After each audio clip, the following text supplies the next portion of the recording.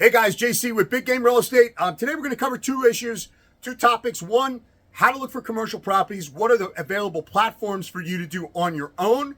And should you hire a residential or commercial agent or meet with them if they're sourcing your deals? Previous video, we talked about having that team and having a realtor / broker on your team looking for properties. So let's talk about that first.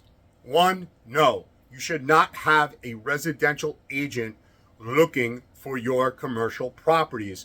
Unless it's a friend of yours that, maybe does a mix, and even then, I really don't advise it. Or if you're looking in a really close-knit community or a very small community for some reason, and there is a person who maybe lives in town that does residential and you feel like they know everyone, that may be the only exception to the rule that I would say. But in general, guys, number one, residential agents do generally list their properties on the MLS or whatever residential platform you have in your state.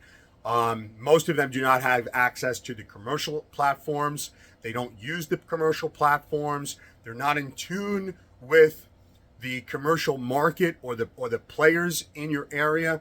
Again, if you want to buy a home, obviously they're a fit. I wouldn't hire a commercial broker to buy or sell a home. I wouldn't hire a residential agent to work commercial properties. At the end of the day, it's just not what they do.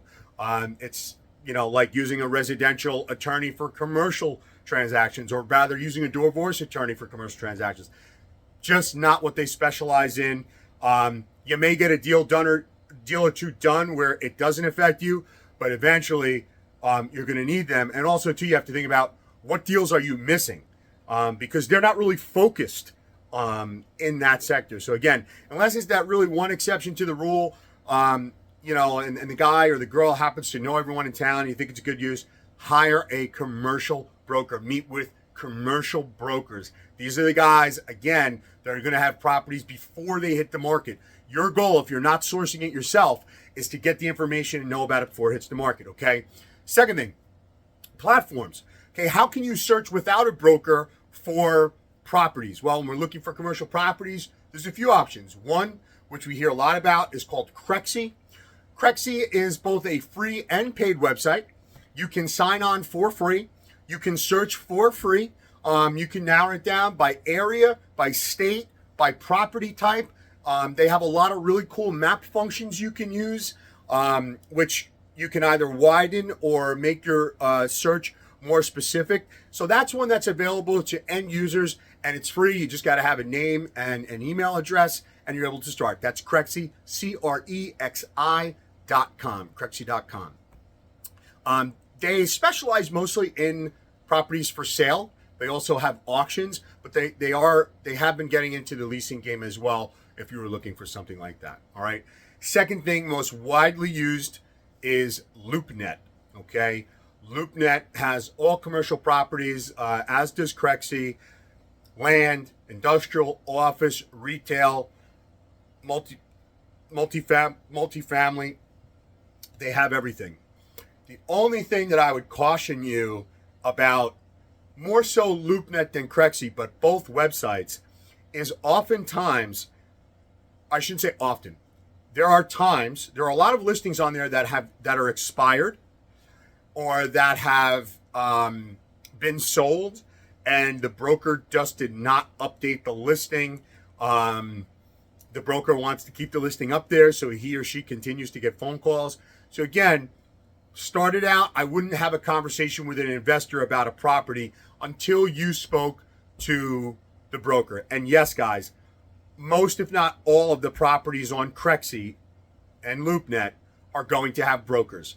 There are some experienced owners that have accounts that will do it, quote unquote, for sale by owner. But for the most part, when you pick up that phone, you get somebody on the other end, you're going to be meeting or calling a broker. So just be aware of that.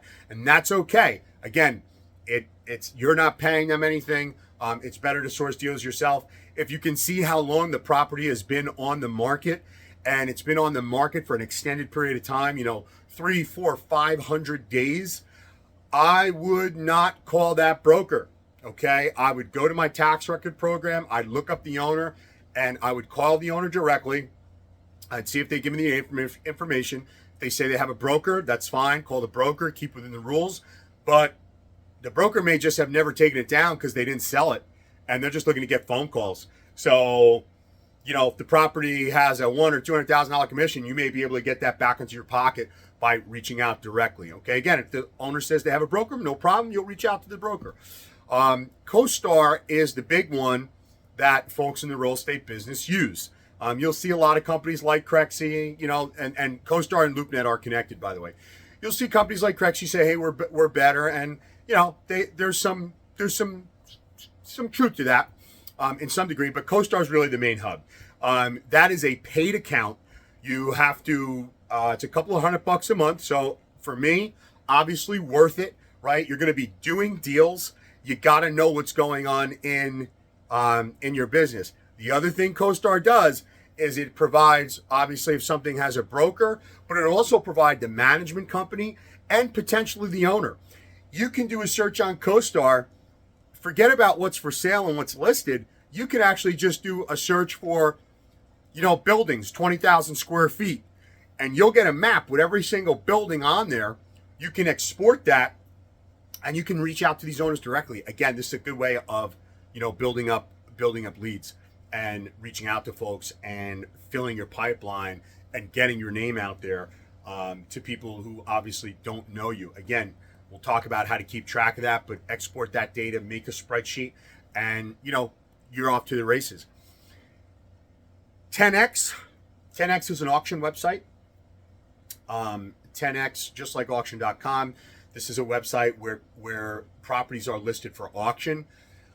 You do have to be able to come up with the money in a very short period of time. So again, I would look at those properties, I would watch those properties, and if it's something you like, you do have an opportunity to make an offer and potentially not participate in the auction and get financing. And maybe a property doesn't sell as well. Oftentimes that happens. So you can use those websites. For newbies, 10X probably isn't the best resource because you are expected to buy the property with cash. You have to have the money. You have to proof the money up. All right, guys, we're going to do a couple more videos on these. This was really just to get you started. I'll probably break each one down in a little bit more detail, show you how to use it in some later videos. If you guys comment and you want that, let me know down below. And based on the feedback I receive, I will go ahead and I'll run through each individual one in separate videos and break down the nitty gritty. For now, guys, have a good one. Hunt for some properties. See you next time.